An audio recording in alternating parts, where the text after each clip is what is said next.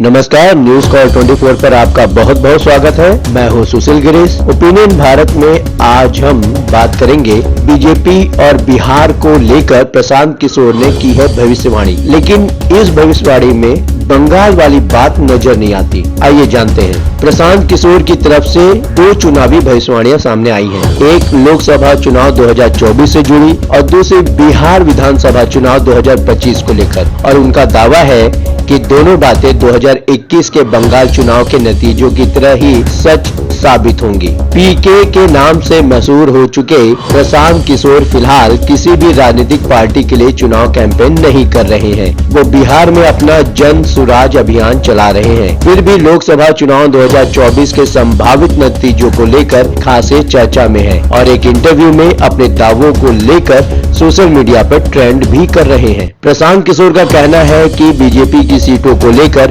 उनकी भविष्यवाणी वैसे ही सही साबित होगी जैसे 2021 के पश्चिम बंगाल चुनाव के नतीजे आने पर हुई थी। खास बात यह है कि तब भी प्रशांत किशोर ने बीजेपी की सीटों को लेकर ही भविष्यवाणी की थी। हालांकि तब प्रशांत किशोर ने बीजेपी को लेकर ये कहा था कि 2024 में हराना असंभव नहीं है। पीके का दावा है कि 4 जून को जब लोकसभा चुनाव के नतीजे आएंगे तो बीजेपी की सीटें 300 पार होंगी। पीके का ये भी दावा प्रधानमंत्री नरेंद्र मोदी और बीजेपी के कैंपेन अब की बार 400 से 100 सीटें कम आने की बात कर रहा है। अगले साल बिहार में विधानसभा के चुनाव होने वाले हैं और प्रशांत किशोर का ये भी दावा है कि बिहार में 2025 में बीजेपी, जेडीयू या आरजेडी नहीं बल्कि जन सुराज की सरकार बनेगी। बीजेपी की सीटों के मुकाबले जन सुराज की सरकार बनने का पीके का दावा क्यों ज्यादा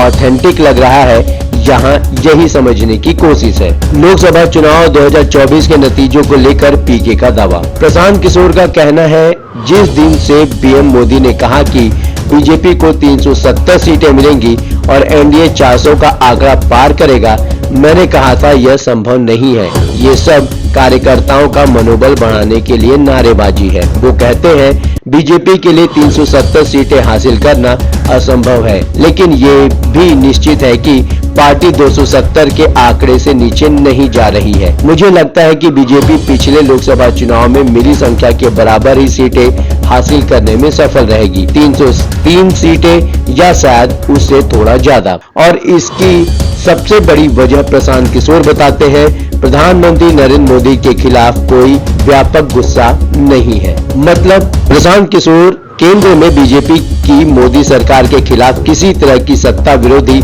लहर नहीं देखते। चुनाव की घोषणा होने से पहले तक तो मामला एक तरफा लग रहा था, लेकिन बाद में ऐसा भी महसूस हुआ कि चीजें मोदी शाह के मनमाफिक नहीं चल रही हैं और इस बात की झलक साफ तौर पर उनके भाषणों में भी दिखाई देने लगी थी। ऐसी ही भविष्यवाणी प्रशांत किशोर ने 2021 के पश्चिम बंगाल विधानसभा चुनाव के दौरान भी की थी और उनकी बात 100% सही हुई थी।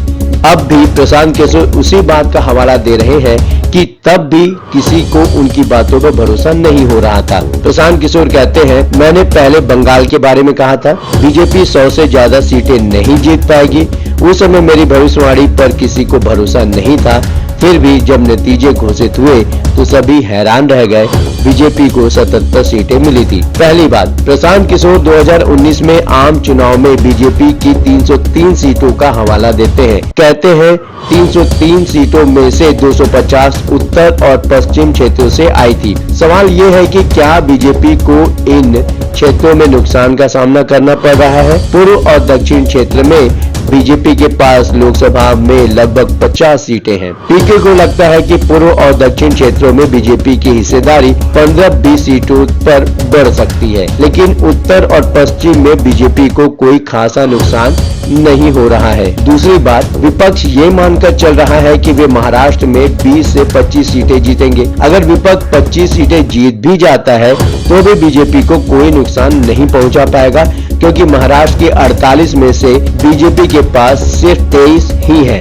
तीसरी बात, यूपी की सीटों को लेकर भी प्रशांत किशोर ऐसे ही तर्क दे रहे हैं। 2014 के मुकाबले बिहार और यूपी मिलाकर 2019 में बीजेपी को 25 सीटों का नुकसान झेलना पड़ा था। 2019 में सपा और बसपा के साथ लड़ने से बीजेपी 73 से घटकर 62 पर पहुंच गई थी, लेकिन सीटें गंवाकर भी बीजेपी ने बंगाल में सीटें जीतकर बैलेंस कर लिया था। चौथी बात, राजस्थान और हरियाणा जैसे राज्यों में प्रशांत किशोर बीजेपी के लिए 2 से 5 सीटों का नुकसान ही मानते हैं। कहते हैं ऐसा कोई राज्य नहीं है जिसमें विपक्ष बम्पर बढ़ोतरी करते हुए दिख रहा हो। पश्चिम और उत्तर के क्षेत्रों में बीजेपी को ज्यादा से ज्यादा 50 सीटों का नुकसान नहीं है। पूर्व और दक्षिण के क्षेत्रों में इतनी बढ़ोतरी मिलेगी जिससे बीजेपी की भरपाई हो सकेगी। बिहार विधानसभा चुनाव 2025 से जुड़ी पीके की भविष्यवाणी क्या कहती है? अगले ही साल बिहार में विधानसभा के लिए चुनाव होने जा रहे हैं। बीजेपी पहले से ही बिहार में चुनाव जीतने की रणनीति पर काम कर रही है।